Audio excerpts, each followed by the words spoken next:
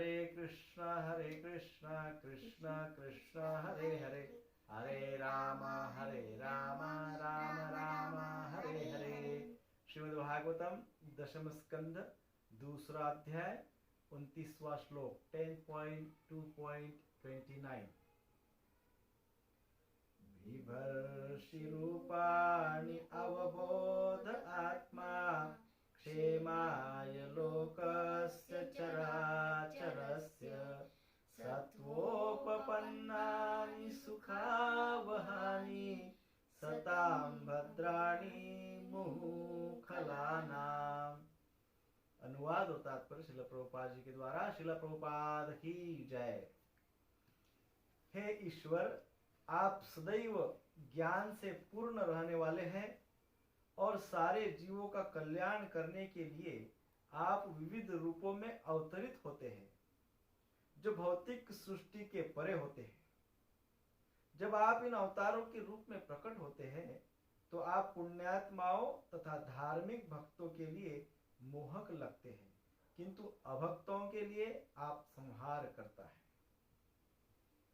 तात्पर्य श्रील प्रभुपाद जी के द्वारा। श्रील प्रभुपाद की जय। इस श्लोक में बतलाया गया है कि भगवान पुनः पुनः क्यों अवतरित होते हैं। भगवान के सारे अवतार अलग अलग कार्य करते हैं, किंतु उनका एक प्रधान कार्य होता है भक्तों की रक्षा और दुष्टों का संहार। परित्राणाय साधूनाम विनाशाय च दुष्कृताम। इन दुराग्रहियों का संहार भी उनके लिए अंत तो गत्वा शुभ ही होता है। ओम अज्ञानतिमिरान्धस्य ज्ञानाञ्जनशलाकया चक्षुरुन्मिलितं येन तस्मै श्रीगुरुवे नमः। श्रीचैतन्यमनोभीष्टं स्थापितं येन भूतले स्वयं रूप कदा मह्यं ददाति स्वपदान्तिकं। वन्देऽहं श्रीगुरो श्रीयुतपदकमलं श्रीगुरुन् वैष्णवांश्च श्रीरूपं साग्रजातं सहगणा रघुनाथान्वितं तं सजीवं साद्वैतं सावधूतं परिजनसहितं कृष्णचैतन्यदेवं श्रीराधा कृष्णपादान् सहगणा ललिता श्रीविशाखान्वितंश्च। हे कृष्ण करुणा सिन्धु दीनबन्धो जगत्पते गोपेश गोपिकाकान्त राधाकान्त नमोस्तुते। तप्त काञ्चन गौरांगी श्रीराधे वृन्दावनेश्वरी वृषभानुसुते देवी प्रणमामि हरिप्रिये। वाञ्छाकल्पतरुभ्यश्च कृपा सिन्धुभ्य एव च पतितानां पावनेभ्यो वैष्णवेभ्यो नमो नमः। जय श्री कृष्ण चैतन्य प्रभु नित्यानंद श्री अद्वैत गदाधर श्रीवासादि गौर भक्तवृंद। हरे कृष्णा कृष्णा कृष्णा हरे हरे, हरे राम राम राम हरे हरे।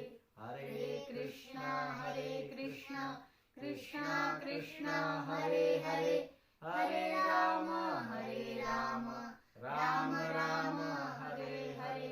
हरे कृष्णा कृष्णा कृष्णा हरे हरे, हरे राम राम राम हरे हरे। श्रील प्रभुपाद की जय। तो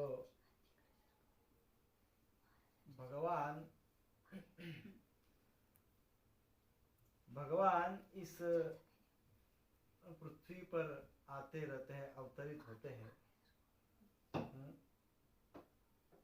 तो इस श्लोक के तात्पर्य में श्रील प्रभुपाद जी बहुत थोड़ा तात्पर्य बताते हैं, परंतु बहुत ही समर्पक बात उस तात्पर्य में बताई गई है। उस तात्पर्य में कहा गया है, भगवत गीता का श्लोक, परित्राणाय साधूनां विनाशाय च दुष्कृतां धर्म संस्थापनार्थाय संभवामि युगे युगे। तो दो कारण बताए हैं, दो कारण है भगवान का अवतार लेने के। क्यों भगवान अवतार लेते हैं? अवतार लेने के दो कारण हैं। 2 reasons for the appearance of the Lord on the earth। पृथ्वी पे भगवान अवतरित होते हैं। अवतरित होने के कारण क्या है? दो कारण है। तो पहला कारण है परित्राणाय साधुनाम और दूसरा कारण है विनाशाय च दुष्कृताम। दो कारण का वर्णन इस श्लोक के तात्पर्य में कहा गया है। सो परित्राणाय साधुनाम, साधुओं का त्राण, साधुओं का दुख दूर करते हैं, साधुओं का त्राण दूर करते हैं, साधुओं का त्राण दूर करते थे, साधुओं की रक्षा करते हैं। For the protection of the Sadhu saintly people, साधुओं के रक्षणार्थ, भक्तों की रक्षणार्थ। तो भक्तों के साधुओं की क्या रक्षा करते हैं भगवान? किस प्रकार से रक्षा करते हैं? तो भक्तों के भक्ति की रक्षा करते हैं भगवान। परित्राणाय साधुनाम अर्थात भक्तों के भक्ति की रक्षा करने के लिए भगवान आते हैं। भक्तों के विश्वास की, भक्तों के श्रद्धा की, भक्तों के फेथ की रक्षा करने के लिए भगवान अवतरित होते हैं। अर्थात भक्तों के भक्ति की रक्षा करने के लिए भगवान अवतरित होते हैं। और दूसरा कारण क्या बताया है? विनाशाय च दुष्कृताम। अवतरित होने का दूसरा कारण बताया गया है विनाशाय च दुष्कृताम। किसका विनाश करने के लिए आते हैं? दुष्कृताम, जो दुष्कृत है उनका विनाश करने के लिए भगवान आते हैं। दुष्कृत लोगों, तो दुष्कृत क्या है? दुष्कृत अर्थात हमारे हृदय में जो अनर्थ है, अनर्थों का नाश करने के लिए भगवान आते हैं। तो इस श्लोक के बड़ा विशाल विस्तृत अर्थ है, परंतु हम यदि अपने आचार्य का, वैष्णवों का जो सिद्धांत है उसके अनुसार इसको यदि समझते हैं तो ये समझना चाहिए कि भगवान भक्तों के भक्ति का रक्षण करने के लिए आते हैं और अनर्थों का नाश करने के लिए आते हैं। भगवान ये दो ही कारणों से अवतार लेते हैं। सो परित्राणाय, परित्राण करते हैं, रक्षण करते हैं भक्ति का।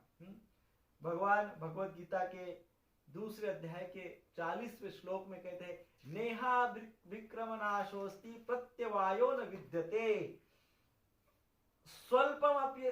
स्वल्पमपि अस्य धर्मस्य त्रायते महतो भयात्। महतो भयात्, त्रायते महतो भयात्। नेहा विक्रमनाशोस्ति प्रत्यवायो न विद्यते। तो भगवान क्या करते हैं? भगवान रक्षण करते, त्रायते महतो भयात्, भयंकर भय से रक्षण करते हैं, बहुत बड़े भय से हमारा रक्षण करते हैं। हाँ, परंतु उसके लिए क्या करना पड़ता है कि भगवान हमारा रक्षण करे, हमारी भक्ति का रक्षण करे, हमारा भय से रक्षण करे, महान भय से रक्षण करे, भयंकर फियर से रक्षण करे। सबसे बड़ा भयंकर भय कौन सा है? हमको इस संसार में सबसे बड़ा भय क्या है? What is the danger? The biggest danger, सबसे भयंकर भय है जन्म मृत्यु का चक्र। पुनरपि जननम पुनरपि मरणम पुनरपि जननी जठरे शयनम। बार बार जन्म लेना, बार बार मरना, बार बार जन्म लेना, बार बार मरना। दिस इज वेरी डेंजरस, बहुत भयावह है। तो भगवान ऐसे भय से हमारा रक्षण करते हैं। हम देखते हैं कि हम संसार में ज्यादातर लोग बड़े भयभीत हैं, सभी भयभीत है। तो ये भय से अपने आप का रक्षण करना है। मान लो भय से अपने आप का रक्षण करने के लिए संसार में लोग अनेकों प्रकार के नुस्खे निकालते हैं।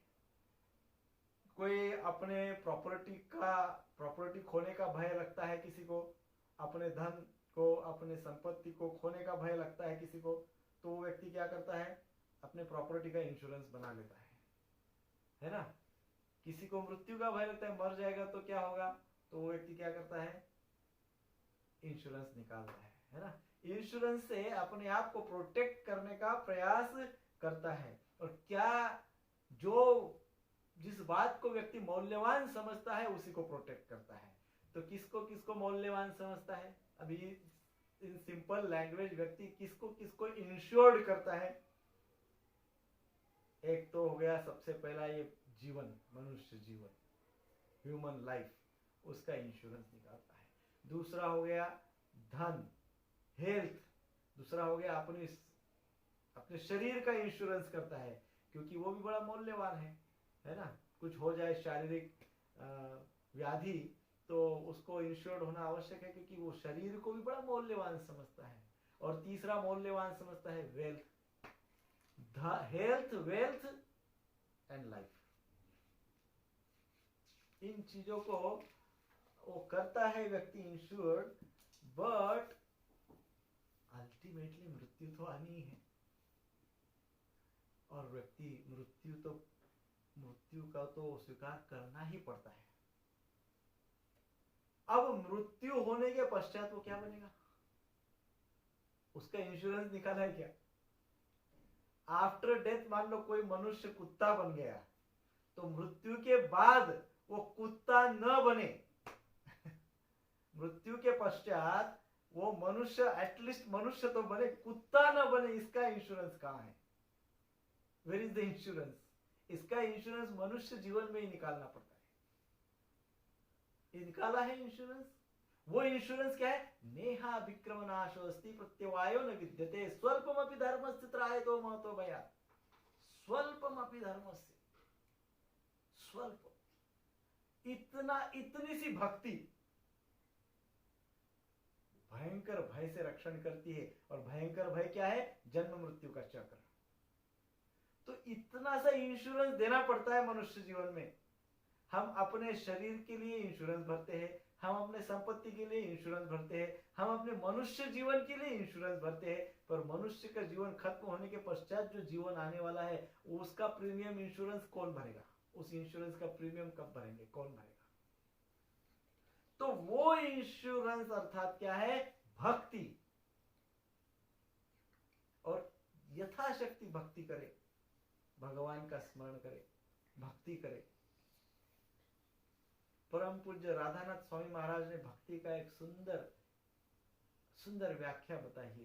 सुंदर 2 वाक्यों में महाराज कहते हैं, what is devotional life, what is bhakti? Maharaj कहते हैं, art of pleasing Lord is bhakti. It's not art of chanting, it's not art of serving, it's not only art of life. What it is? It is art of pleasing the Lord, art of pleasing Srila Prabhupada, art of pleasing Srila Gurudev, art of pleasing Vaishnavas. Bhakti means art of pleasing devotees, art of pleasing Guru Parampara, art of pleasing Srila Prabhupada, and art of pleasing the Lord. भक्ति एक ऐसी कला को कहते हैं जिससे भगवान को प्रसन्न किया जा सकता है, गुरु परंपरा को प्रसन्न किया जा सकता है, श्रील प्रभुपाद जी को प्रसन्न किया जा सकता है, वैष्णवों को प्रसन्न किया जा सकता है। So it's art of pleasing. दूसरे को प्रसन्न करना ही भक्ति है।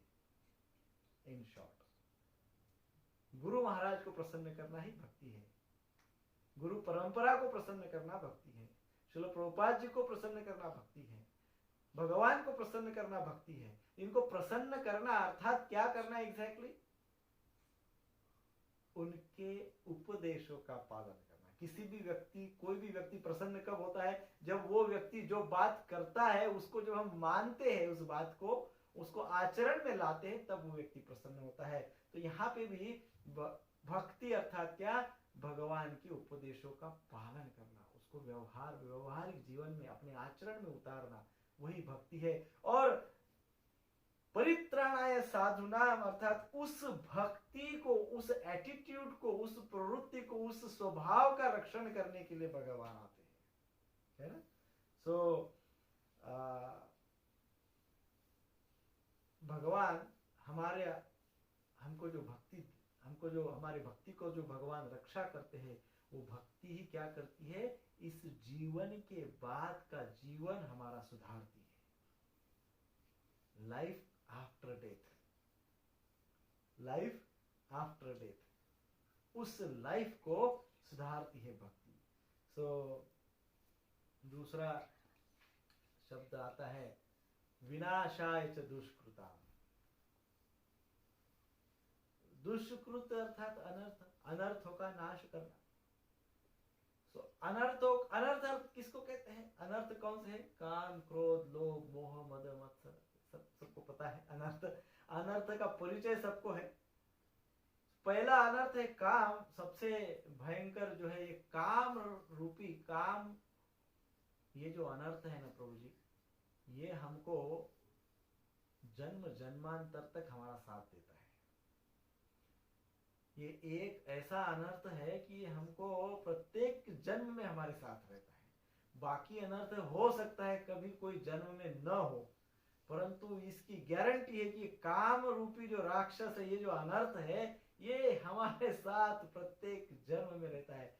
चाहे हम मनुष्य बने, चाहे हम कुत्ता बिल्ली बने, चाहे हम कुछ भी बने, ये काम हमारे साथ निश्चित ही रहता है और ये भयंकर अनर्थ है। आप रामायण के प्रसंग सब जानते हैं। रामायण की शुरुआत, वास्तविक शुरुआत, जो रावण का परिचय हुआ और युद्ध वगैरह हुआ, तो ये रामायण में जो युद्ध हुआ भगवान का और रावण का, तो इस युद्ध की शुरुआत यानी जड़ यदि कौन है, कोई है, तो कौन है वो? शूर्पणखा, है ना। शूर्पणखा ने जब देखा भगवान राम के सौंदर्य के प्रति वो आकर्षित हुई, उसके अंदर काम भाव जागृत हुआ और भगवान राम के साथ वो विवाह करना चाहती थी। भगवान राम ने कहा कि वो तो एक पत्नी व्रत उनका है, वो नहीं कर सकते हैं। उन्होंने लक्ष्मण जी की ओर इशारा किया तो लक्ष्मण जी ने उनको नाक काट दी उनकी, शूर्पणखा की, और फिर उन्होंने शूर्पणखा का त्याग कर दिया। परंतु शूर्पणखा बड़ी क्रोधित हुई, बड़ी उसकी वो जो कामना थी वो बड़ी प्रचंड कामना थी, और इसलिए फिर शूर्पणखा ने क्या किया, सीधे पुष्कर क्षेत्र में जाकर फिर वहां बहुत बड़ी तपस्या किया शूर्पणखा ने, और खूब तपस्या करके शिव जी से वरदान पाई, और वरदान में वो कहने लगी कि हे शिव जी, मुझे ये राम पति के रूप में चाहिए। शिव जी बोले ये क्या मांग लिया है आपने? शिव जी बोले ये सब कुछ मैं दे सकता हूँ, परंतु ये वरदान मैं अभी तो इस समय नहीं दे सकता हूँ, क्योंकि वो एक पत्नी व्रत है। परंतु मैं भी तुमको भगवान का संग, एसोसिएशन चाहिए, संग चाहिए, तो निश्चित वो प्राप्त होगा, परंतु वो द्वापर युग में होगा। तो देखिए वो कामना शूर्पणखा की, वो जो त्रेता युग की कामना थी वो उसके साथ द्वापर युग तक रही, और द्वापर युग में भी उसके मन में वही कामना थी। परंतु क्योंकि भगवान की प्राप्ति की कामना थी तो उसको अच्छी कामना कही जा सकती है।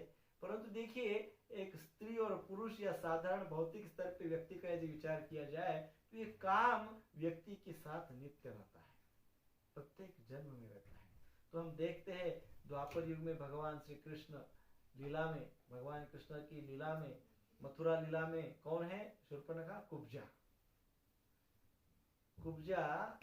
कुब्जा यानी त्रिवक्र उनको कहा जाता है। त्रिवक्र, तीन जगह पे वो वक्र थी, वक्र अर्थात टेढ़ी, है ना, इसलिए उनको कुब्जा कहते थे। कई बार कुब्जा का उल्लेख त्रिवक्रा नाम से भी होता है, तीन जगह से जो टेढ़ी है, जो वक्र है। वेस्ट, चेस्ट और नेक, वेस्ट, चेस्ट और नेक, इस प्रकार से त्रिवक्रा।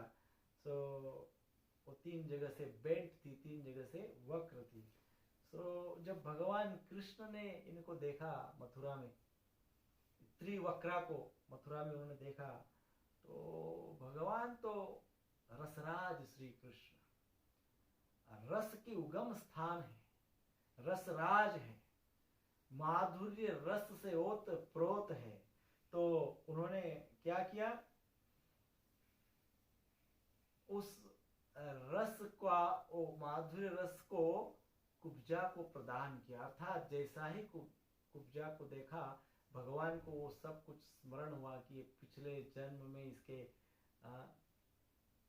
शूर्पणखा थी, परंतु इस जन्म में वो केवल शूर्पणखा ही नहीं थी, इस जन्म में केवल कुब्जा ही नहीं थी, वो पृथ्वी देवी की प्रतिनिधि थी, अंशात्मक पृथ्वी देवी थी, आंशिक अवतार थी पृथ्वी देवी का, भूदेवी का।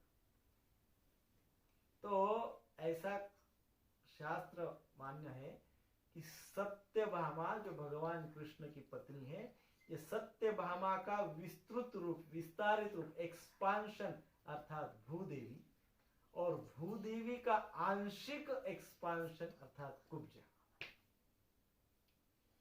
सत्यभामा का एक्सपांशन अर्थात भूदेवी, भूदेवी का एक्सपांशन अर्थात कुब्जा, बट आंशिक एक्सपांशन।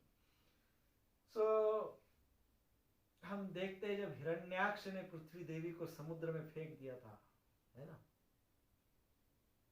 तब पृथ्वी देवी की रक्षा करने के लिए कौन आए थे? वराहदेव। वराहदेव ने पृथ्वी का रक्षण किया, और उसी समय पृथ्वी देवी का वराह भगवान के साथ विवाह हुआ, संबंध हुआ। पृथ्वी देवी का वराहदेव के साथ संबंध हुआ, और फिर उनसे एक पुत्र भी हुआ, जो भगवान का पुत्र है, भूमि के साथ। उसको इसलिए वो पुत्र जो था, वो पुत्र भौम के नाम से जाना जाता था। किस नाम से? भौम के नाम से जाना जाता था। ये भौम आगे जाकर बाणासुर जैसे राक्षसों के संपर्क में आया, उनके साथ फ्रेंडशिप बनाई। Man is known by the company he keeps. असुरों के साथ उसकी उठक बैठक थी, असुरों का अपना मित्र मान लिया था, इसलिए यह भी एक प्रकार से आसुरी प्रवृत्ति को प्राप्त किया। यह भी असुर बन गया, भौमासुर। इसका नाम क्या है? भौमासुर। तो ये इतना क्रूर था, ये प्रजा को, साधारण जनता को नरक की यातना देता था, इसलिए इसको कभी कभी नरकासुर के नाम से भी जाना जाता है। परंतु ये है किसका पुत्र? ये पृथ्वी का पुत्र, भगवान का और भूमि का पुत्र है।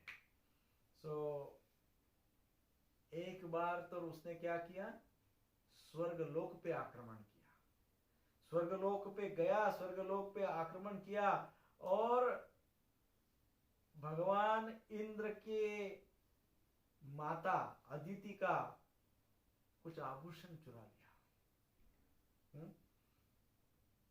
वहां पे वरुण देव थे, कहा जाता है वरुण देव का छत्र चुरा लिया, माता अदिति का आभूषण चुरा लिया, वरुण देवता का छत्र उठा लाया, चुरा लिया मतलब अर्थात उठा लाया, और वहां का जो बड़ा प्रसिद्ध पर्वत है स्वर्गलोक में, मणि पर्वत, अर्थात मौल्यवान जो मणि होते हैं, मौल्यवान मणियों का पर्वत है वहां पे, उस पर्वत को भी उठा के लेके आया। और कहां पे आया? तो वो आया उसके राजधानी में, उसकी भूतल पे जो राजधानी थी उसका नाम था प्राग ज्योतिषपुर। वो आज अभी की स्थिति में आसाम में है, आसाम का तेजपुर, आज का जो तेजपुर है वो उस समय का प्राग ज्योतिषपुर था। तो प्राग ज्योतिषपुर में वो सब लेके वहां से स्वर्ग से लेके आया। अब इंद्र भी उनके साथ युद्ध करने के लिए सोचते थे, क्योंकि उसके साथ युद्ध करना इतना साधारण नहीं था। तो एक बार ये सब बातों की कंप्लेन लेकर इंद्रदेव भगवान कृष्ण के पास द्वारका में आए, और भगवान कृष्ण को ये सारी बातें उन्हें बताई कि देखो ये जो भौमासुर है ये स्वर्ग पे आया उसने, और स्वर्ग पे आके वो ये सब उठा के लेके गया, बड़ा पराक्रमी है। नेचुरली पराक्रमी होगा ही ना, क्योंकि भौमासुर किसका पुत्र है?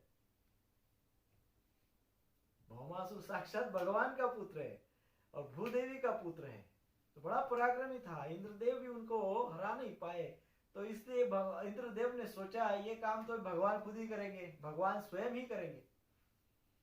भौमासुर को मारने का कार्य भगवान स्वयं ही कर सकते, दूसरा कोई नहीं कर सकता है। सो वो कृष्ण के पास आए, और जब कृष्ण के पास आए तो भगवान कृष्ण ने इंद्र को पूरा विश्वास दिलाया कि वो निश्चित ही जल्द से जल्द भौमासुर का उपाय करेंगे, उसको मारेंगे निश्चित ही। सो भगवान भौमासुर को मारने के लिए फिर योजना बनाए। क्या योजना बनाए? भगवान ने अपने वाहन को लिया। भगवान का वाहन क्या है? गरुड़ जी। और उस गरुड़ जी पे उन्होंने सत्यभामा को साथ में लिया। भगवान कृष्ण भौमासुर को जब मारने निकले तो उन्होंने क्या किया? अपने साथ अपने पत्नी को ले लिए, सत्यभामा को।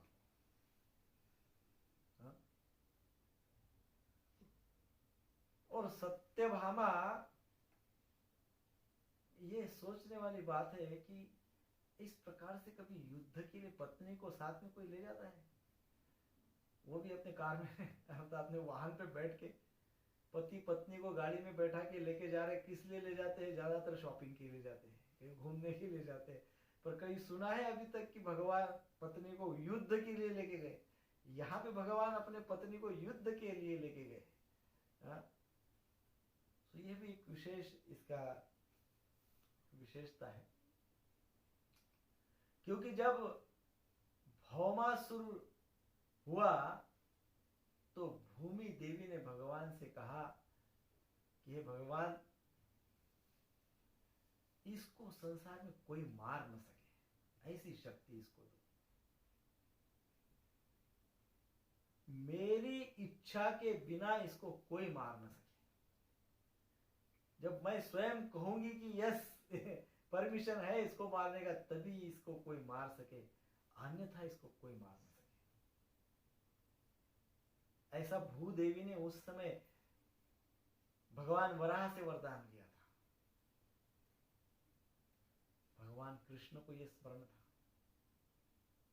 तो ये भौमासुर को मारने के लिए जब भगवान निकले तो साथ में उन्होंने सत्यभामा को लिया, परंतु उनको कुछ बताया नहीं। उनको कहा चलो शॉपिंग के लिए चलते हैं, घूमने के लिए चलते हैं, साइट सीन के लिए चलते हैं, प्राग ज्योतिषपुर आसाम की ओर। और वहां गए तो वहां का बहुत, उस प्राग ज्योतिषपुर, ये जो भौमासुर की नगरी थी, ये जो राजधानी थी, उसकी कैपिटल प्लेस, उसका वर्णन आता है। सो इसने पूरी तरह से पंच महाभूतों से सुरक्षित करके रखा था अपने आप को। ये जो पंच महाभूत है ना, प्रमुख 5 भूत 5 तत्व, इनसे पूर्ण प्राग ज्योतिषपुर सुरक्षित रखा था। तो भौमासुर कितना बलशाली था, कितना पराक्रमी था, इससे हमको पता चलता है। सो ये प्राग ज्योतिषपुर की जो पहला सुरक्षा स्तर था, सुरक्षा का पहला स्तर, पहला फर्स्ट लेयर ऑफ डिफेंस, उसका पहला सुरक्षा कवच जो था उस प्राग ज्योतिषपुर का, वो बड़ी बड़ी दीवारों से बना हुआ था। अर्थात पृथ्वी तत्व से उसने प्राग ज्योतिषपुर का संपूर्ण रक्षण किया हुआ था, है ना। पंचमहाभूत में पहला तत्व पृथ्वी तत्व। तो इतनी थीक वॉल्स, इतनी बड़ी बड़ी दीवारें ऐसी बनाई हुई थी चारों ओर प्राग ज्योतिषपुर के, कि कोई लांग कर जा ही न सके। इस प्रकार से यदि इस दीवार को तोड़ना हो तो इतनी साधारण बात ये नहीं है। फर्स्ट लेयर, इतनी बड़ी बड़ी ऊंची ऊंची दीवारें, ये तोड़ना इतना आसान नहीं था। परंतु भगवान कृष्ण जब देखे इतनी भयंकर विशाल दीवार लगी हुई है प्राग ज्योतिषपुर के पास, तो भगवान ने क्या किया? भगवान ने कौमोद की गदा छोड़ी, अपनी गदा फेंकी और वो गदा से दीवारों को तोड़ दिया। और दीवार को तोड़कर भगवान ने पृथ्वी तत्व को क्रॉस कर दिया। पृथ्वी तत्व को क्रॉस करके जब भगवान आगे जाने लगे तो आगे क्या था? आगे बड़े बड़े वाटर कैनल्स, सरोवर, बहुत बड़े बड़े ह्यूज प्रचंड सरोवर थे, जलाशय थे बड़े भयंकर, पूरे जलाशय से वो भरे पड़े हुए थे। तो अब इतने बड़े बड़े जलाशयों को नष्ट करना, उसको सुखा देना या नष्ट करना या उसको पार कर जाना आसान नहीं था। तो ये हो गया जल तत्व। तो इस जल तत्व से, ये जिस जल तत्व तक जाने के पहले भगवान को और एक दिक्कत का सामना करना पड़ा। जैसे ही भगवान ने पृथ्वी तत्व को खत्म किया, वो आगे देखे तो भयंकर पाश थे वहां पे। वो पाश पृथ्वी, जल, अग्नि, सॉरी दूसरा जो तत्व था वो जल तत्व था। सॉरी, जल तत्व अर्थात जलाशय बड़े बड़े। उन जलाशयों को कैसा नाश किया भगवान ने? अपने सुदर्शन चक्र से। सुदर्शन चक्र से जलाशय का नाश किया और फिर भगवान वहां से आगे गए। और आगे जाने के पश्चात जब भगवान ने देखा तो वहां पे वो क्या देखते हैं? अग्नि। अग्नि अर्थात क्या? जैसे आजकल हम देखते हैं अग्नि अर्थात इलेक्ट्रिक वायर्स के जैसे भयंकर प्रकार का जाल बिछाया हुआ था। अग्नि के वायर्स, जैसे इलेक्ट्रिक वायर्स समझे आज की भाषा में, तो वो जाल बिछाया हुआ था अग्नि के रूप में। जल को क्रॉस किया, उसके पश्चात अग्नि, और अग्नि को भी भगवान के सुदर्शन चक्र से भगवान ने नष्ट किया। और आगे जब भगवान पहुंचे तो आगे क्या था? पृथ्वी, जल, अग्नि, फिर क्या हुआ? फिर वायु। गैसियस चेंबर्स थे बड़े बड़े, गैस के चेंबर्स, वायु से पूरी तरह से सुरक्षित।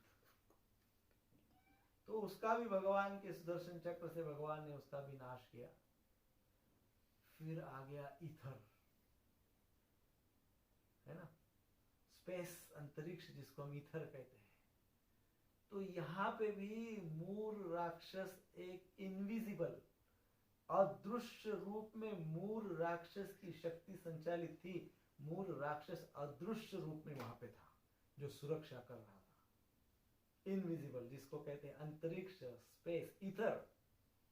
ईथर के रूप में वो प्राग ज्योतिषपुर का रक्षण कर रहा था। तो पृथ्वी हो गया, जल हो गया, अग्नि हो गया, वायु हो गया, ईथर हो गया, आकाश। तो वो मूर राक्षस इतना भयंकर था, भगवान, उसके भयंकर पाश थे लेकिन वो दिख नहीं रहे थे, इनविजिबल थे। तो भगवान ने क्या किया? वहां शंख बजाया, शंख से गर्जना की, ध्वनि से आकाश को, आकाश तत्व को विच्छेदित कर दिया। ध्वनि से आकाश को छेदन कर दिया। तो इस प्रकार से मूर राक्षस भी गया। तो सत्यभामा जो साथ में थी वो सोचने लगी कि ये कितना भयंकर राक्षस अंदर होगा, जिसका प्रोटेक्शन ही इतना भयंकर है, तो वो कितना भयंकर होगा जो इसके अंदर बैठा होगा। तो इस प्रकार से भगवान अंदर गए। अंदर जैसे ही पहुंचे तो सामने ही भौमासुर आ गया। इतना भयंकर वो था दिखने में, उसके चेहरे पे क्रोध था, एकदम बहुत क्रोध दिख रहा था। तो जैसे ही सत्यभामा ने उनको देखा, जैसे ही सत्यभामा ने उनको देखा, सत्यभामा के मन में ये भाव आ गया, अरे ये तो भयंकर क्रोधी दिख रहा है, ये तो बड़ा क्रूर दिख रहा है, ये तो मेरे पति को मार देगा। एक सेकंड के लिए सत्यभामा के मन में वो विचार आया और सत्यभामा जोर से चिल्लाई और कृष्ण को कही, इसको मारो, मारो इसको। भगवान को तो यही चाहिए था, क्योंकि क्या वचन था, भूदेवी ने वराहदेव से वचन लिया था, क्या, जब तक मैं नहीं बोलूंगी इनको मारो, इसको मारो, तब तक इसको कोई नहीं मार सकता। अब सत्यभामा ने, सत्यभामा कौन है, भूदेवी है, सत्यभामा स्वयं कहती है इनको मारो इसको, तब भगवान ने फिर भौमासुर को मार दिया। भयंकर युद्ध हुआ। उस युद्ध में भगवान ने भौमासुर को मार दिया और फिर साथ ही साथ भौमासुर के साथ अनेकों राक्षस थे, और राक्षसों को भी भगवान ने उनका भी नाश किया। और जब बहुत सारे बचे हुए राक्षसों ने जब सुना भौमासुर मारा गया, तो वे भी बड़े दुखी हुए। तो वर्णन आता है भागवतम में कि जो राक्षस थे वो तो दुखी हुए, अरे रे इस प्रकार से दुर्भाग्य से शोक में पड़ गए। और जो भक्त थे वो हरि हरि करने लगे, वो बहुत सुंदर भगवान की प्रार्थना करने लगे, भगवान को वेलकम करने लगे, भगवान को थैंक यू करने लगे, क्योंकि ये जो भौमासुर था इसने बहुत सारे राजाओं को और बहुत सारे धार्मिक लोगों को बंदी बना के रखा था, पकड़ के रखा हुआ था। दिस इज व्हाट इज परित्राणाय साधूनाम। ये परित्राणाय साधूनाम है। भगवान ने क्या किया, भौमासुर को मारकर सारे भक्तों को इसलिए फ्री किया क्योंकि वो भक्ति करना चाहते थे। उनके भक्ति को, उनके भगवान के प्रति जो उनका फेथ, वो जो विश्वास है, वो जो श्रद्धा है, वो भक्ति है, उसकी रक्षा भगवान ने की। इस प्रकार से भगवान परित्राणाय साधुनाम करते हैं। और इस श्लोक में जो कहा गया है, सारे देवी देवता भगवान की प्रार्थना करते हैं और भगवान की प्रशंसा करते हैं, स्तुति करते हैं और कहते हैं कि हे भगवान, आप हमारे रक्षण करता है, आप ही तो हमारा रक्षण करते हैं। तो किस प्रकार से रक्षण करते हैं, तो भगवान भक्तों के भक्ति का रक्षण करते हैं और इस प्रकार से रक्षण करते हैं। देखिए जिस प्रकार से भौमासुर नरकासुर से भगवान ने रक्षण किया है ना। सो अब फिर से हम यदि ये देखें कुब्जा का ये विषय, तो भगवत गीता के 7वें अध्याय में एक शब्द आता है, पुण्यो गंध प्रतिबंधंच, अर्थात विभूति ऑफ पृथ्वी की विभूति क्या है, what is the best representation of the earth. पृथ्वी का सबसे सुंदर प्रतीक क्या है, पृथ्वी का सबसे सुंदर प्रतीक है गंध। और पृथ्वी पे ऐसा क्या है कि जो सब सर्वोत्कृष्ट गंध दे सकता है, वो है फूल। तो फूल और गंध, कई बार फूलों से अर्क निकालते हैं, तेल निकालते हैं, गंध अर्थात सुगंध।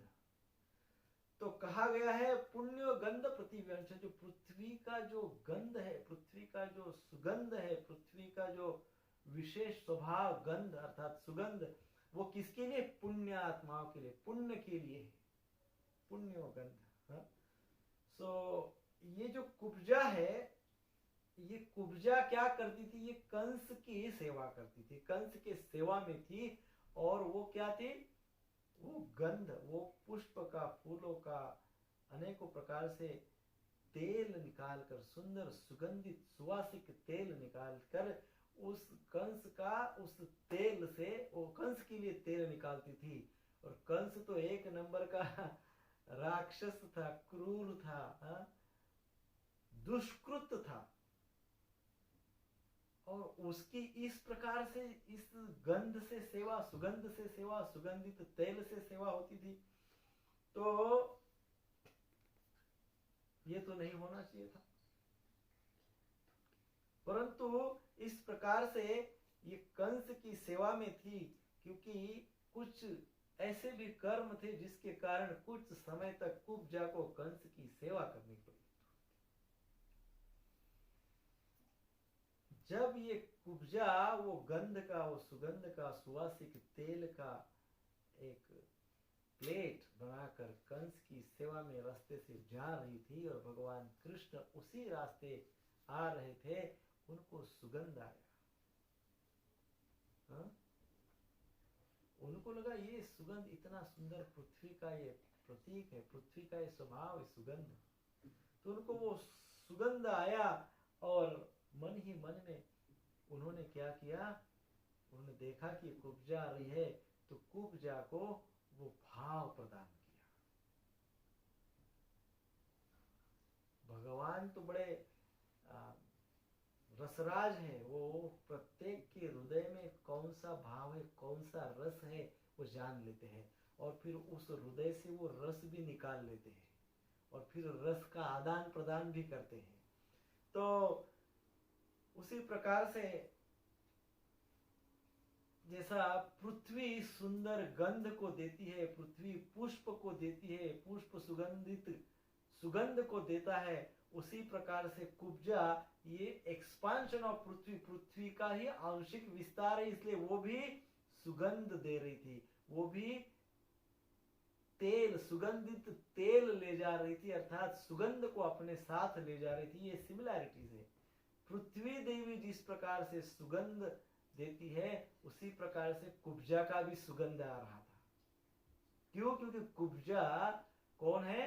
पृथ्वी देवी का विस्तृत रूप है। परंतु वो भगवान जब देख लिए और भगवान ने जब कुब्जा के हृदय में वो भाव जागृत किया, तो वो सब सुगंध तो, तेल तो कंस के लिए था, परंतु भाव उसके मन में कृष्ण के लिए उत्पन्न हो गया। यद्यपि वो कंस की दासी थी, परंतु क्योंकि कृष्ण ने अब उसके हृदय में उस रस को जागृत किया, तो उसका भाव वो कृष्ण की ओर आकृष्ट हो गई। सेवा कंस की करने जा रही थी, लेकिन कृष्ण की ओर आकृष्ट हो गई। सो यह चर्चा हम इसलिए कर रहे हैं कि यह बताने के लिए किस प्रकार से भगवान भक्तों के भक्ति का रक्षण करते हैं। यदि कोई भगवान को प्राप्त करना चाहे तो भगवान उसका रक्षण करते हैं। कुब्जा का देखिए किस प्रकार से कुब्जा के भाव का भगवान ने रक्षण किया, और कुब्जा से उन्होंने वो सेवा स्वीकार की। वो कंस की सर्वेंट थी, कंस की दासी थी, परंतु कृष्ण भाव से भावित हो गई, कृष्ण भावना से भावित हो गई, कृष्ण कॉन्शियसनेस हो गई, और now she wants to satisfy, she wants to please Krishna. So शास्त्र में, संस्कृत में कहते हैं सैरंध्री, सैरंध्री अर्थात तेल का, जो सुगंधित तेल का लेपन करने वाली सैरंध्री। कई बार अत्तर का व्यवसाय करने वाले को भी सैरंध्री कहते हैं, परंतु यहाँ पर उसका लेपन करने वाली अर्थात सैरंध्री। सो वो साधारण सैरंध्री थी, परंतु कृष्ण के प्रति वो आकृष्ट हो गई, और उसके पास जो गुण था सैरंध्री का, वो सैरंध्री का गुण उसने कृष्ण की प्रसन्नता के लिए उपयोग में लिया। तो यहां हमको यह बात भी समझ में आती है कि हम चाहे वर्णाश्रम अवस्था में, कोई भी अवस्था में हो, वर्णाश्रम धर्म में किसी भी अवस्था में हो, अब ये कुब्जा सैरंध्री थी, परंतु सैरंध्री की अवस्था में उसने कृष्ण को प्रसन्न किया। सो कोई कुछ भी हो सकता है, कोई ब्राह्मण वैश्य शूद्र क्षत्रिय हुए, ब्राह्मण क्षत्रिय वैश्य शूद्र कोई भी होए, किसी भी आश्रम में होए, वो भगवान को प्रसन्न अवश्य कर सकता है। उसकी दशा में जो स्थिति में वो है, उस स्थिति में वो भगवान को प्रसन्न कर सकता है, वो कृष्ण कॉन्शियस हो सकता है। ये कुब्जा उसकी अवस्था में कृष्ण कॉन्शियस हुई। यदि कोई व्यक्ति वर्णाश्रम धर्म का बहुत अच्छे से पालन करता है परंतु कृष्ण की सेवा नहीं करता है, हाँ? वर्णाश्रम के अनुसार जीवन यापन नहीं करता है परंतु कृष्ण की सेवा करता है, तो वो कैसे है? वो लॉटरी लगने जैसा है। बहुत मेहनत करके व्यक्ति धन एकत्रित करता है, जैसे तैसे जीवन यापन करता है, परंतु अचानक लॉटरी लग गई तो वो आराम। उसी प्रकार से यदि कोई व्यक्ति वर्णाश्रम का पालन नहीं करता है परंतु कृष्ण भक्त है तो सब कुछ पालन करता है, ऐसा समझना चाहिए। उसके सारे कर्तव्य कर्म पूर्ण हो जाते हैं, ऐसे समझना चाहिए। और यदि कोई व्यक्ति कृष्ण भक्ति नहीं करता है परंतु वर्णाश्रम का पालन करता है, तो ऐसा समझिए कि वो एक ऐसा प्लेन, ऐसा विमान है, ऐसा प्लेन है जो उड़ ही नहीं सकता। ऐसा प्लेन है, वो रनवे पे केवल बड़ा हेवी आवाज करके दौड़ता है। आवाज कितना पूरे संसार में जाए, ऐसा आवाज दिखा हुआ है, मैं फलाना हूं, मैं दिखा रहा हूं। वर्णाश्रम, no Krishna bhakti, it's like a huge plane can't fly. बहुत बड़ा विमान है लेकिन उड़ नहीं सकता, रनवे पे दौड़ता है, आवाज करते रहता है। क्या फायदा रनवे पे दौड़ने से? उतना छोटा सा रनवे होता है, अपने डेस्टिनेशन पे नहीं पहुंचेगा, रनवे पे दौड़ते रहेगा। What is the use? तो यदि कोई वर्णाश्रम धर्म का पालन करता है परंतु कृष्ण को प्रसन्न नहीं करता है, इट्स यूजलेस थिंग। कुब्जा क्या है? कुब्जा वर्णाश्रम के अनुसार कुछ पालन नहीं करे परंतु कृष्ण को प्रसन्न करने का उसका भाव है। she has become a Krishna conscious. So main purpose of varnashram dharma is sansiddhi. संसिद्धि अर्थात to please supreme personality of Godhead, पूर्ण पुरुषोत्तम भगवान श्री कृष्ण को प्रसन्न करना, that is संसिद्धि। वर्णाश्रम धर्म है किस लिए? भगवान की प्रसन्नता के लिए, भगवान को प्रसन्न करने के लिए। सो यहां हम देखते हैं कुब्जा ने सेम किया। सैरंध्री थी, कंस की सैरंध्री थी, वर्णाश्रम के अनुसार कंस की सेविका थी, परंतु उसने क्या किया? उसने संसिद्धि प्राप्त की। संसिद्धि प्राप्त करना अर्थात क्या? To satisfy the supreme personality of Godhead, that is the main purpose. तो उसने क्या किया? कृष्ण को प्रसन्न किया, कृष्ण की प्रसन्नता की इच्छा रखी। और जब कृष्ण ने इस प्रकार से कुब्जा को देखा तो कृष्ण ने कुब्जा को सुंदरी कहके, वर्णन आता है कि कृष्ण ने कुब्जा को सुंदरी कहा। अब यहां एक बहुत महत्वपूर्ण तत्व है। ये भगवान की डिजायर थी, भगवान की इच्छा थी, इसलिए उन्होंने कुब्जा को सुंदरी कहा। भगवत गीता का एक मुख्य श्लोक है, भगवत गीता में आता है, ये यथा माम प्रपद्यन्ते। Why Krishna called her Sundari? Because she had a very beautiful bhav to have association of Krishna. Krishna का संग, कृष्ण का एसोसिएशन, कृष्ण की प्रसन्नता, ये सुंदर भाव था कुब्जा का। और भगवान भगवत गीता में कहते हैं, ये यथा माम प्रपद्यन्ते, जो मुझे जैसा भजता है वो इस भाव में मैं उसको प्राप्त होता हूं। Krishna said Sundari, it means Krishna is saying सुंदर भाव, ये यथा माम प्रपद्यन्ते। सो क्योंकि उनका सुंदर भाव था तो भगवान उनको सुंदर बना दिए। भगवान क्या किए? भगवान ने उनके इच्छा को, स्वयं की इच्छा को पूर्ण किया। भगवान की इच्छा थी क्योंकि कुब्जा का भाव अच्छा था। इसलिए भगवान की इच्छा थी, उन्होंने उनको सुंदरी बोला। और वो कुब्जा के भक्ति का रक्षण किया। देखिए बार बार हम इस बात की चर्चा कर रहे हैं कि इस श्लोक में यही बात, तात्पर्य में आप पढ़ेंगे तो केवल इतना ही लिखा है क्या, परित्राणाय साधुनाम विनाशाय च दुष्कृताम। इस श्लोक का तात्पर्य के रूप में ये दूसरा श्लोक बताया गया है ना, विनाशाय च दुष्कृताम परित्राणाय साधुनाम, अर्थात भक्तों के भक्ति का रक्षण करने के लिए आते हैं। मथुरा में पहुंचे, पहले कुब्जा को दिखे, इसलिए कुब्जा के भक्ति का रक्षण करने के लिए वहां पे पहुंचे। अब यहाँ पे कई बार मन में प्रश्न आता है, ऐसे कोई पूछ सकता है कि यदि कुब्जा को इतने सब लीला, भगवान की लीला में समाविष्ट होना ही था, तो उसको फिर ठीक है, सारी लीला तो ठीक है, परंतु उसको वक्र क्यों बना दिया, वो त्रिवक्र क्यों हो गई, ऐसे क्यों हो गई? तो कुब्जा किसका आंशिक विस्तार है? पृथ्वी का। पृथ्वी किसका विस्तार है? सत्यभामा का।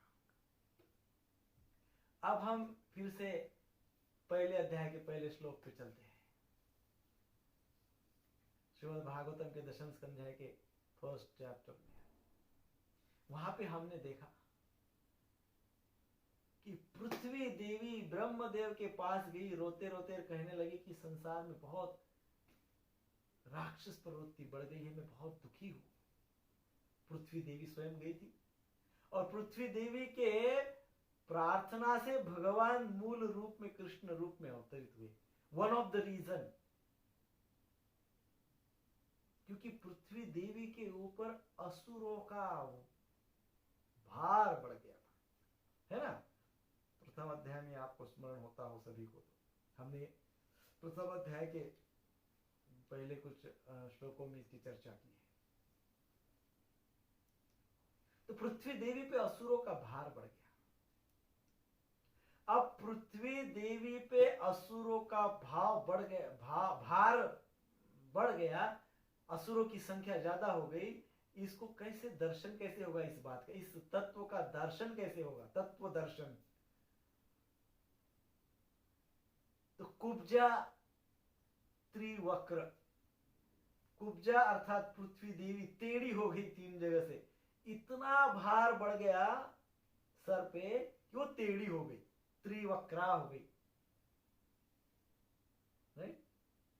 She became त्रिवक्रा।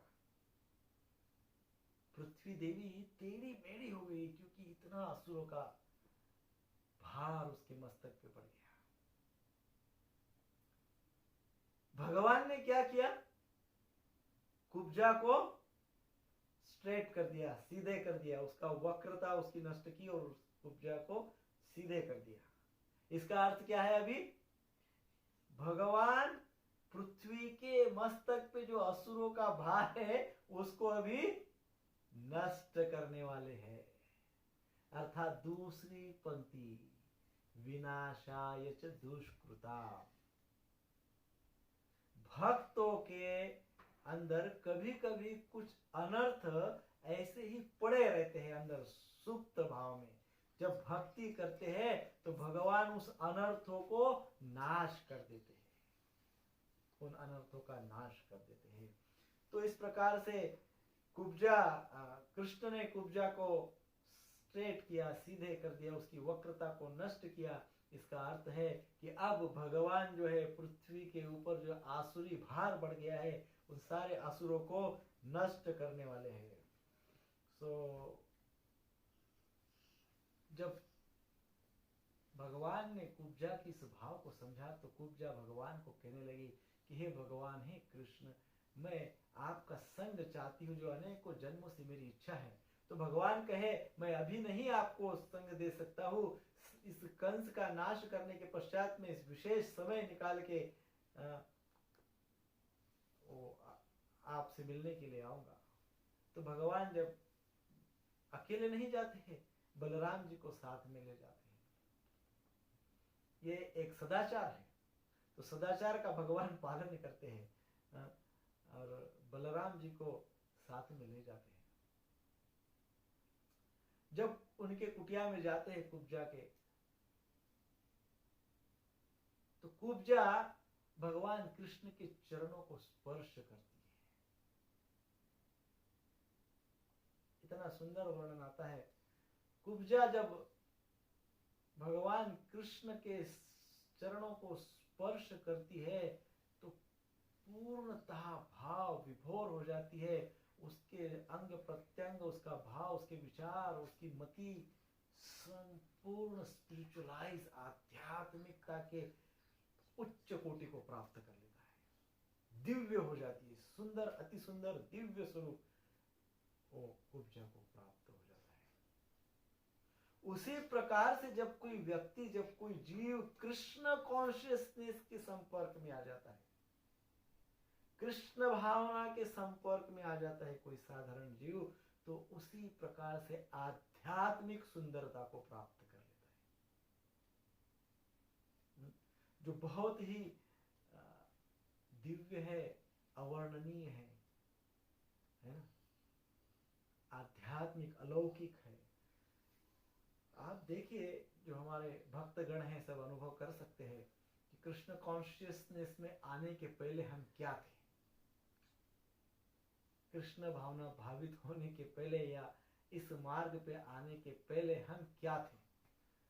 और जब हम अब देखते हैं कि हमारा ही लगभग, कुब्जा तो महान भक्त थी परंतु सिमिलर तो नहीं, परंतु उसी प्रकार से कुछ है। हम भी बड़े परेशान, अपने कर्मों का बोझ मस्तक पे धारण किए हुए थे, अनेकों टेंशन्स, फ्रस्ट्रेशंस, चिंताएं, वो सब प्रत्येक भक्त का ही अनुभव है। इस प्रकार से प्रत्येक भक्त, प्रत्येक जीव ऐसा टेढ़ा मेढ़ा हो गया था भौतिक सांसारिक बर्डनों से। परंतु जब हम देखते हैं, हमारे सब भक्तगण जब हम अनुभव करते हैं, पीछे हमारे भूतकाल में देखते हैं, तो जैसे ही हमने कृष्ण कॉन्शियसनेस का शरण लिया, आश्रय धारण किया, आश्रय ग्रहण किया, तो क्या हुआ, धीरे धीरे धीरे धीरे हमारे अंदर की वक्रता दूर हो गई और हम देख सकते हैं कि हम अनुभव करते हैं कि हमारे साथ भगवान हैं। इस बात का हम अनुभव करते हैं। जब कुब्जा ने कृष्ण को इस प्रकार से देखा, इस प्रकार से कृष्ण के चरणों को स्पर्श किया, तो कुब्जा की ऐसी अवस्था हुई कि कुब्जा को कृष्ण को छोड़ने की इच्छा ही नहीं हो रही थी। She didn't want to go away from Krishna. Krishna से दूर होने की उनकी इच्छा ही नहीं हो रही थी। उनको लगता था कि कृष्ण के ही साथ रहे। इसी प्रकार से भक्तों की अवस्था हो जाती है। एक बार कोई व्यक्ति कृष्ण कॉन्शियस हुआ, कि उसके पश्चात यदि वो चाहे भी तो जा नहीं सकता है बाहर, उसके छोड़ के नहीं जा रहा। ये वन वे ट्रैफिक है वन वे मार्ग, एक क्या कहते हैं, वन वे रोड है। ये आ तो अपने मर्जी से सकते हैं लेकिन जा नहीं सकते। कुब्जा का इसी प्रकार से कुब्जा की दशा हुई कि व्यक्ति यहां से नहीं जा सकता। एक बार कृष्ण के चरण पकड़ लिए कि कृष्ण हमको छोड़ते नहीं है, और फिर कृष्णमय जीवन हो जाता है। तो इस प्रकार से कई बार शास्त्र में यह भी वर्णन आता है, पिछले कुब्जा के पूर्व के जन्म के अनुसार भी, परंतु भगवान से प्रेम करना, भगवान की भक्ति करना, अर्थात भगवान से प्रेम करना, और कभी कभी ये प्रेम हमको समझ में नहीं आता है। काम और प्रेम में भेद हमको समझ में नहीं आता है। कभी कभी ऐसे हो जाता है। कभी कभी हमारा ये काम प्राय प्रेम होता है, प्रेम नहीं होता है, इट्स काम प्राय, अर्थात काम प्राय अर्थात it's not a highest love in simple language. वो काम प्राय प्रेम अर्थात वो प्रेम का उच्च कोटि का स्तर नहीं होता है। काम प्राय अर्थात कुछ मन में कुछ स्वार्थ, कुछ तो अंशात्मक क्यों न हो, स्वार्थ है, काम प्राय प्रेम। So it's not highest love. Krishnadas Kaviraj ji Chaitanya Charitamrita में क्या लिखते हैं, बहुत सुंदर कहते हैं, आत्मेंद्रिय प्रीति वांछा तारे बलि काम। आत्मेंद्रिय प्रीति वांछा तारे बलि काम, अर्थात आत्मेंद्रिय अर्थात स्वयं के इंद्रिय तृप्ति की कामना करना, भले ही थोड़ी मात्रा में क्यों ना हो। सो आत्मेंद्रिय प्रीति वांछा तारे बलि काम, और कृष्णेंद्रिय प्रीति इच्छा धरे प्रेम धाम। कृष्णेंद्रिय प्रीति इच्छा धरे प्रेम धाम, वो प्रेम है। कृष्ण की प्रसन्नता ये प्रेम है, और इंद्रिय की प्रसन्नता, मेरे इंद्रियों की प्रसन्नता ये काम है। तो कभी कभी हमको इसमें भेद नहीं समझ में आता है, हम अपनी इंद्रिय तृप्ति को ही कृष्ण प्रेम समझते हैं। सो ये ध्यान में रखना चाहिए, कृष्ण अर्थात प्योर लव, कृष्ण अर्थात शुद्ध प्रेम, कृष्ण अर्थात शुद्ध भाव, कृष्ण अर्थात कृष्ण ही सब कुछ है, कृष्ण ही सर्वस्व है, कृष्ण ही केंद्र है, कृष्ण ही कारण है, कृष्ण अकेले एकमात्र ही ऐसे है जो मुझे समझ सकते हैं, और मुझे जो आवश्यक है वो मुझे समझ कर दे सकते हैं। सो ये प्रेम भाव है। तो भगवान इस प्रकार से हमारे भाव की रक्षा करते हैं, हमारे भक्ति की रक्षा करते हैं, और हमारे अंदर के अनर्थों को नष्ट कर देते हैं। कभी कभार भक्त के मन में एक आध बार अनर्थ भी आ गया तो उसको नष्ट कर देते हैं, वो भाव, वो इच्छा को नष्ट कर देते हैं। इस प्रकार से रक्षा, जब भगवान के भक्तों के भक्ति की रक्षा करनी होती है तो भगवान प्रयत्नों की पराकाष्ठा करते हैं। देखो भौमासुर को किस प्रकार से प्लानिंग करके मारा होगा वो,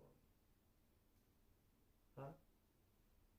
और पर्पस, उद्देश्य क्या था? सारे भक्तों के उस विश्वास का रक्षण करना, जो विश्वास उन भक्तों को भगवान में है, अर्थात भक्ति।